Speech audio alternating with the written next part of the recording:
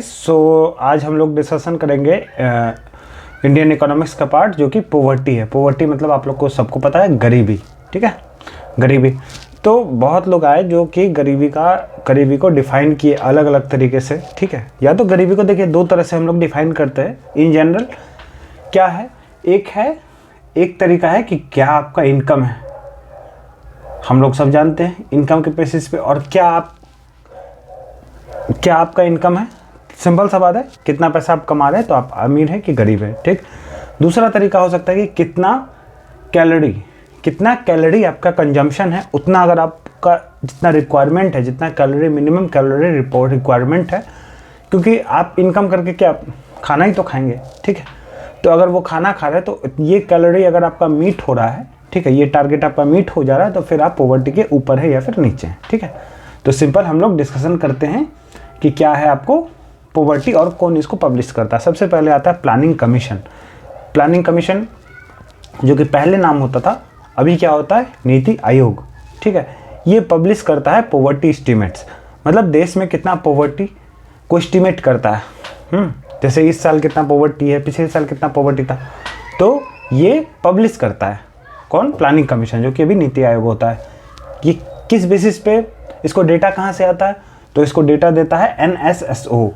कौन डेटा देता है, NSSO, National Sample Survey Organisation, ठीक है। ये पूरे देश से आपको प्रोवाइड्स डेटा, मतलब डेटा कलेक्ट करके आपको दे दिया प्लानिंग कमीशन को। प्लानिंग कमीशन क्या किया, उसको पब्लिश कर दिया।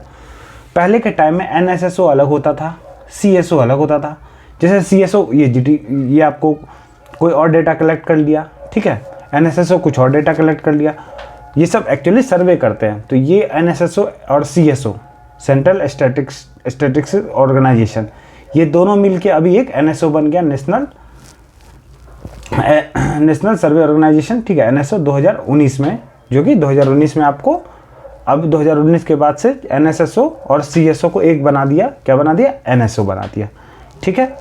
तो अगर आपको ऑप्शन में रहता है कि पॉवर्टी का डेटा कौन कलेक्ट करता है, तो NSSO ऑप्शन में है तो वो मार दी, या फिर सिंपल NSO है तो NSO मार दी, ठीक है। तो 19 के पहले जो भी क्वेश्चन आता था, या फिर अभी भी हो सकता है वो आपको ऑप्शन में NSSO ही दे, बट अब ये दोनों मिलके कंबाइंड मिलके एक NSO बन गया, ठीक। क्लियर है यहाँ तक। प्लानिंग कमीशन एस्टिमेट करेगा या फिर पब्लिश करेगा, और NSSO डेटा कलेक्ट करेगा, या फिर NSO। देखिए 2004-5 के अकॉर्डिंग, ठीक है, ये डेटा आपको याद नहीं करना है, फॉर एग्जाम्पल हम लोग डिस्कशन कर रहे हैं। क्या है, 4-5 के अकॉर्डिंग बोलता है कि अगर आप 2100 कैलोरी पर डे, और अगर आप अर्बन पॉपुलेशन है, आप शहर में रहते हैं, अगर आप 2100 कैलोरी पर डे अगर आप कंज्यूम कर रहे हैं, तो फिर आप पॉवर्टी के ऊपर है। अगर आप 2100 कैलोरी से कम कर रहे हैं तो आप गरीब हैं। वैसे ही रूरल में अगर आप 2400 से ज़्यादा खाना खा रहे हैं, 2400 से ज़्यादा कैलोरी बर्न कर, मतलब इनटेक कर रहे हैं, ले रहे हैं, तो फिर आप रूरल में पॉवर्टी से ऊपर हैं। अगर आप इसको मॉनेटरी वैल्यू देंगे तो 540 रुपया अगर आप महीने का कमा रहे हो, और अगर आप 454 रुपया महीने का कमा रहे हैं रूरल में। देखिए गांव में खर्चा कम होता है, लेकिन आपका कैलोरी इंटैक्ट ज़्यादा होता है। क्यों? क्योंकि आप एज ए लेबर वहाँ पे काम करते हैं, ठीक है। इन जनरल रूरल पॉपुलेशन जो है लेबर की तरह ही, या फिर एग्रीकल्चर में जो भी है लेबर इंटेंसिव टाइप का होता है, मतलब आपको फिजिकल एक्टिविटी करना रहता है, ठीक है। तो ये 2004-5 के अकॉर्डिंग डेटा दिया गया कि अगर 2100 कैलोरी या आप अर्बन में हैं, 2400 आप रूरल में हैं, अगर आप इससे ज़्यादा कर रहे हैं, इससे ज़्यादा इंटेक ले रहे हैं, तो फिर आप अमीर हैं, ठीक है। देखिए अभी पॉवर्टी एस्टिमेट करने का 2 तरीका है। कौन सा तरीका? 2 तरीका है। ये आपको बस इसका फुल फॉर्म पता होना चाहिए। क्या है? MRP, mixed recall period, URP, universal recall period. Mixed recall period, देखिए पीरियड क्या होता है, एक टाइम के लिए, जैसे 30 दिन के लिए, 30 दिन का क्या करता है, ये मान लीजिए 20 सामान या 50 सामान ले लिया, और 50 सामान का क्या कॉस्ट है, 50 सामान का क्या कॉस्ट है, और वो क्या इंपॉर्टेंट है कि नहीं। जैसे दूध इंपॉर्टेंट है कि नहीं, हाँ प्रोटीन आपको इंपॉर्टेंट है, ठीक है। तो अगर आप दूध से प्रोटीन ले रहे हैं तो आपको कितना पैसा खर्चा हो रहा है, ठीक है। तो ये सिंपल 2 तरीका होता है, या तो मिक्स्ड रिकॉल पीरियड या फिर URP, यूनिवर्सल रिकॉल पीरियड। तो 2 तरीका है पॉवर्टी एस्टिमेट करने का, ठीक है, MRP और URP, ठीक है। ये फिर एक ड्यूरेशन के लिए क्या करता है, फूड आइटम सेलेक्ट करता है बास्केट में कि कौन कौन सा फूड आइटम्स अवेलेबल है, कितना आपको न्यूट्रिशन चाहिए, कितना कुछ चीज़ चाहिए, ठीक है। फिर बाद में पहले तो सिर्फ खाना लेता था कि आपको खाने का सामान हो गया तो चलिए आप पॉवर्टी से ऊपर है, लेकिन फिर नहीं, बोला कि एजुकेशन भी होना चाहिए, हेल्थ भी होना चाहिए, ठीक है। तो ये सारे आइटम को इंक्लूसिव मतलब इंक्लूड कर लेता था। ये हेल्थ को भी देख रहा है, एजुकेशन को भी देख रहा है, आपके लिविंग स्टैंडर्ड को भी देख रहा है, आप रह कहाँ रहे हैं, आपका सैनिटरी कंडीशन ठीक है कि नहीं, वो सब चीज़ मिला के भी एक पॉवर्टी एस्टिमेट किया जाने लगा। तो ये सिंपल दो तरीका होता है, MRP मतलब मिक्स्ड रिकॉल पीरियड, URP मतलब यूनिवर्सल रिकॉल पीरियड, ठीक है। इसके बारे में डिटेल में नहीं पढ़ना है। कॉजेज ऑफ पॉवर्टी, गरीबी का कारण क्या होगा, पॉपुलेशन इलिटरेसी, पॉपुलेशन ज़्यादा है, इलिटरेसी ज़्यादा है, कैपिटल आपके पास कम है। देखिए आप मतलब कुछ ही 3 ही तरीका है कि आप गरीबी से बाहर आ सकते हैं, या तो आपके पास पैसा है, पूंजी है, या आपके पास ज़मीन है, या आपके पास पढ़ाई है, ठीक है। तो अगर आपके पास कैपिटल कम है, आपके पास लिटरेसी है, पॉपुलेशन ज़्यादा है, लैक ऑफ PDS का होता है पब्लिक डिस्ट्रीब्यूशन सिस्टम, ठीक है। आपको जो सरकार मान लीजिए 5 kg राशन फ्री में दे रही है, वो आपको 4 kg ही दे रही है, फिर आपको ठीक से डिस्ट्रीब्यूट नहीं कर रही, तो ये भी गरीबी का कारण है, ठीक है। सरकार तो अलग अलग स्कीम लाते रहता है कि किस तरह से आप पॉवर्टी गरीबी से बाहर आ जाए। आपके पास स्किल कम है, जॉब अवेलेबिलिटी कम है, ट्रेनिंग कम है, तो ये सब कुछ वजह है जिसकी वजह से आप गरीबी हमारे देश में समस्या बना हुआ है, ठीक है। चलिए स्लम क्या होता है, स्लम के बारे में आप लोग पढ़े होंगे। मुंबई में बोलता है स्लम बहुत बड़ा स्लम का एरिया है, ठीक है। तो प्रणब सेन कमेटी वो फिर डिफाइन करता है स्लम होता क्या। अगर 20 हाउस होल्ड से ज़्यादा है, मतलब एक एरिया में 20 घर से ज़्यादा है, वो कम्पैक्ट है और टेम्प्रोरी स्ट्रक्चर है। टेम्प्रोरी स्ट्रक्चर है मतलब घास फूस का घर बना हुआ है, ठीक है, या फिर वो टेंट डाल के घर बना लिए, टेम्प्रोरी स्ट्रक्चर है। इनएडिक्वेट sanitary drinking water, unhygienic condition, मतलब ना तो आपको पीने का सही से पानी है, ना रहने के लिए, मतलब अनहाइजीनिक कंडीशन है, तो उसको ये डिफाइन किए कि इसको हम लोग स्लम बोलेंगे। तो अभी अर्बन स्लम जो है, स्लम कहाँ पे होगा, अर्बन में ही होगा। तो अर्बन स्लम इंडिया में 93 मिलियन के अप्रॉक्स है, ठीक। तो ये एग्जाम में क्या पूछेगा, स्लम का डेफिनेशन तो ये हो गया, और कौन कमेटी इसके बारे में बोलता है, प्रणब सेन कमेटी, ठीक है। सिंपल है, अभी तक कुछ नहीं, एकदम मतलब आप एज ए स्टोरी इसको सुनिए। क्या है, प्लानिंग कमीशन पब्लिश कर रहा है, NSSO उसको कलेक्ट कर रहा है, वो 2100 और 2400 कैलोरी 2004-5 के अकॉर्डिंग अगर आप इससे ज़्यादा खर्चा कर रहे हैं, मतलब इनटेक कर रहे हैं, तो फिर आप गरीबी से ऊपर है, 540-454 रुपये से ज़्यादा कमा रहे हैं, तो आप पॉवर्टी लाइन से ऊपर है। एक होता है MRP, एक होता है URP, दो तरीके से एस्टिमेट कर रहे हैं। पॉवर्टी का कारण क्या है, स्लम क्या है, प्रणब सेन कमेटी जो कि रिपोर्ट अपना इसके बारे में बताता है, स्लम के बारे में। चलिए अभी 3-4 हम लोग स्टडी पढ़ेंगे, पॉवर्टी एंड स्टडी। देखिए बस आपको नाम याद रखना है। नाम क्या है, दांदेकर एंड रथ कमेटी। पहला देखिए पॉवर्टी के बारे में एस्टिमेट कौन किया, सबसे पहले दांदेकर रथ कमेटी, फिर मोन्टेक सिंह आलूवालिया कमेटी, उसके बाद फिर तेंदुलकर कमेटी रिपोर्ट, फिर रंगराजन कमेटी रिपोर्ट, ठीक है। तो टोटल 4 आप लोग को ध्यान रखना है। दांदेकर एंड रथ कमेटी ये क्या बोलता है, ये बोलता है कि अगर आप 2250 कैलोरी से ज़्यादा इंटेक कर रहे हैं तो फिर आप पॉवर्टी के ऊपर है, या आप इससे कम इंटेक कर रहे हैं तो आप गरीब हैं। तो उनके अकॉर्डिंग 40% अर्बन पॉपुलेशन गरीब है, 50% रूरल गरीब है और 50% अर्बन गरीब है। दांदेकर और रथ ऐसा बोलते हैं, ठीक। बिल्कुल डेटा याद नहीं करना, बस आपको एज एग्जाम्पल बताया जा रहा है कि कैलोरी इंटेक्ट पे भी हम लोग का पॉवर्टी डिसाइड कर रहे थे। सबसे पहले दांदेकर एंड रथ कमेटी, फिर मोन्टेक सिंह आलूवालिया ये बोलता है कितना रुपया आप कमाते हैं पर डे या फिर पर मंथ, उसके अकॉर्डिंग पॉवर्टी को डिफाइन करते हैं। फिर आता है तेंदुलकर कमेटी रिपोर्ट, ये बोलता है एक्सपेंडिचर ऑन, ये सिर्फ बोलता है कि खाना ही नहीं, आप हेल्थ, एजुकेशन, क्लॉथिंग, फूड ये सब चीज़ को भी इंक्लूड करते हैं। तो जब ये सब चीज़ को इंक्लूड करके ये अपना रिपोर्ट में बताते हैं तो बोलते हैं 21.9% पॉवर्टी है। कितना पॉवर्टी है, 21.9%। ये आप डेटा याद कर सकते हैं, ठीक है। क्यों, क्योंकि अभी जो आपको पॉवर्टी बताया जाता है वो तेंदुलकर कमेटी रिपोर्ट के अकॉर्डिंग ही आपको गरीबी देश का बताया जाता है, सिंपल, ठीक है। उसका रीजन है, आगे हम लोग जानेंगे क्या रीजन है, क्यों इसी को एक्सेप्ट किया गया इंडिया में। उसके बाद आता है रंगराजन कमेटी रिपोर्ट। ये क्या बोलता है, ये बोलता है कि नहीं भाई 21.9% पॉवर्टी नहीं है, 29.6% पॉवर्टी है। ये बोलता है, वो तो बोल रहा था 22% के करीब, ये बोलता है 30% के करीब पॉवर्टी है, ठीक है। तो ये डेटा इंपॉर्टेंट है, ये आपको याद रखना है, ठीक है।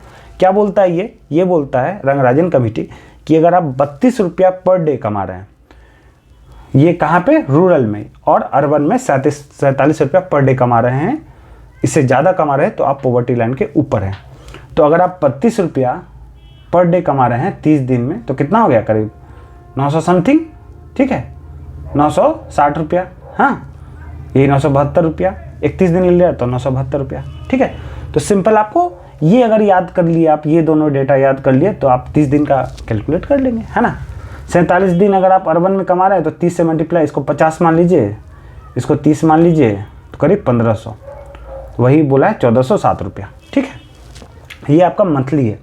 तो अगर आप मंथली 972 रुपया कमाते हैं रूरल में, तो आप पॉवर्टी से ऊपर है। अगर आप 1407 रुपया ऊपर कमाते हैं शहरी इलाका में, तो फिर आप गरीबी से ऊपर है, simple. But Rangarajan committee report को गवर्नमेंट ऑफ इंडिया नहीं माना। क्यों नहीं माना? क्योंकि इसके अकॉर्डिंग गवर्नमेंट ऑफ इंडिया को लगा कि ये तो पॉवर्टी को ज़्यादा दिखाया जा रहा है, मतलब पहले तो 22% ही दिखाया जा रहा था, ठीक है। ये रिपोर्ट मान लीजिए 2007-8 में आया, आप देख लेंगे एक बार डेट, तेंदुलकर कमेटी कब आया, फिर रंगराजन कमेटी बाद में आता है, वो बोलता है नहीं पॉवर्टी बढ़ गया, तो बोलेगा नहीं इसको एक्सेप्ट नहीं करेंगे, ठीक है, हम पहले वाला ही ठीक था, ठीक। बट ये लेटेस्ट है तो इससे भी क्वेश्चन पूछता है। तो सिंपल आपसे बोलेगा कि पॉवर्टी से रिलेटेड कौन सा आपको कमेटी बना, तेंदुलकर कमेटी दे देगा तो आप टिक मार देंगे। रंगराजन कमेटी, मोंटेक सिंह अहलूवालिया, दांदेकर। सबसे पहले आपको ये 4 नाम याद होना चाहिए, दांदेकर रथ, मोंटेक सिंह अहलूवालिया, तेंदुलकर कमेटी, रंगराजन कमेटी। तेंदुलकर बोलता है 21.9% पॉवर्टी, रंगराजन बोलता है 29.6% पॉवर्टी। तो रंगराजन इसमें 2 डेटा देता है, 32 रुपया पर डे और 47 रुपया पर डे। रूरल और अर्बन में आप उससे ज़्यादा कमा रहे हैं तो आप पॉवर्टी लाइन से ऊपर है, ठीक। तो बस इतना ही है आपको पॉवर्टी के बारे में पढ़ना है, बस 2 पेज का है आपको, ठीक है। इसको बढ़िया से पढ़ के इसका नोट्स बना लेंगे, और इस पे जो आरआरबी में क्वेश्चन आया है वो हम लोग देख लेते हैं, ठीक। चलिए आरआरबी में क्वेश्चन क्या आया।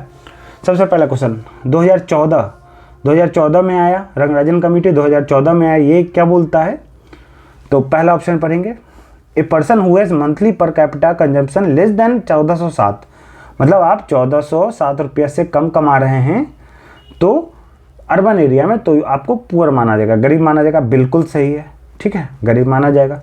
ये 872 रुपया डेटा कहाँ से आया, कहीं से तो आया नहीं। एक 972 था, एक 1407 रुपया था, 2 ही तो डेटा था। तो ये भी गलत डेटा, ये भी गलत डेटा, तो आपका आंसर ए हो गया, सिंपल, ठीक है। ये क्या है 2009-10, अभी देखिए 2009-10 में poverty line defined for rural area is consumption worth 673 पर person dash and for urban area it was 860, ठीक है। तो चलिए आपको 2009-10 का डेटा याद नहीं है, फिर भी आप सॉल्व कर देंगे।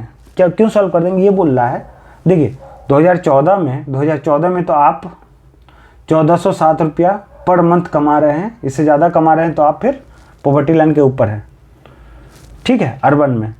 तो ये 2014 का डेटा है, अगर आप 8-9 के अकॉर्डिंग सोचेंगे तो उस टाइम तो कम पैसा ही खर्चा होता होगा, ठीक है। तो उस टाइम 860 रुपया अर्बन एरिया में बोला जाता है कि अर्बन एरिया में अगर आप 860 रुपया से ज़्यादा कमा रहे हैं तो फिर आप गरीबी से ऊपर हैं। तो क्या ये डेटा पर डे का डेटा है? नहीं, ये मंथली का डेटा है, ठीक है। आपका कमाई मंथली इतना होना चाहिए, ये 1407 रुपये का मंथली है, तो 9-10 में कुछ कम होगा, 860 रुपया होगा, ठीक है। तो सिंपल सा ये बस पूछ रहा है आपसे कि अगर आपका 673 रुपया अगर आप रूरल पॉपुलेशन है तो ये क्या पर डे का डेटा है, पर डे आप इतना कमाएंगे तो आप थोड़ी ना गरीब आपको माना जाएगा, ठीक है। ये पर मंथ का डेटा है, सिंपल सा आप इसको मतलब कॉमन सेंस से कर देंगे, ठीक है। तीसरा क्वेश्चन क्या है कि which flagship programme under ministry of rural development aims to organise rural मतलब गरीब रूरल के बारे में, ये रूरल को फोकस कर रहा है, रूरल डेवलपमेंट के बारे में कर रहा है, ताकि क्योंकि सेल्फ हेल्प ग्रुप बने। सेल्फ हेल्प ग्रुप आपको पता है कि कुछ लोग का समूह मिलके सेल्फ हेल्प ग्रुप बना लेता है, मतलब एक अपना छोटा सा बैंक बना लेता है, ठीक है, कि भाई तुम 10,000 जमा करो, तुम 10,000 जमा करो, 5 लाख रुपया इस ग्रुप के पास होगा, किसी को 1 लाख रुपया चाहिए होता है तो उसको दे देता है सेल्फ हेल्प ग्रुप, ठीक है। And ensure then financial inclusion and livelihood support. ठीक है, तो ये प्रोग्राम मेनली रूरल को टारगेट करता है, रूरल डेवलपमेंट को। ठीक, तो ये कौन सा होगा आपको, ये दीनदयाल अंत्योदय योजना, national rural livelihood mission, DAYNRLM। ठीक है, तो बस आपको ये नाम याद रहना चाहिए, इसका फुल फॉर्म पता होना चाहिए, और आपको मन करे तो नेट पे थोड़ा सर्च कर लेंगे कि दीनदयाल अंत्योदय योजना क्या है।